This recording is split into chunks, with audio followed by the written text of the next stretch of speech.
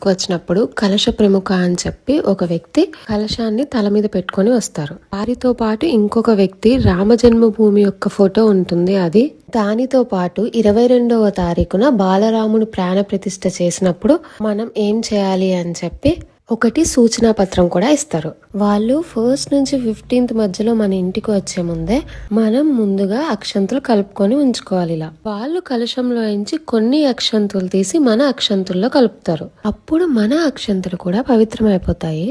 అంతేకాకుండా 22 జనవరి 2024 తేదీన బాలరాముడు ప్రతిష్ఠ అయిన తర్వాత సాయంత్రం అందరం 5 దీపాలు వెలిగించాలి. ఎన్నో లక్షల మంది, వేల మంది త్యాగాల తర్వాత మనం ఇప్పుడు మన రామ జన్మభూమిని కట్టుకుంటున్నాం. 500 సంవత్సరాల కిందట ఈ బ్యాడ్ ఇన్సిడెంట్ కి ప్రతీకగా 5 దీపాలు వెలిగించి 2 దేవుడి మందిరం దగ్గర, 2 గడపకు అటు ఇటు, 1 తులసమ్మ దగ్గర అక్షంతులు ఇంట్లో అందరూ వేసుకోవాలి. జై శ్రీరామ్.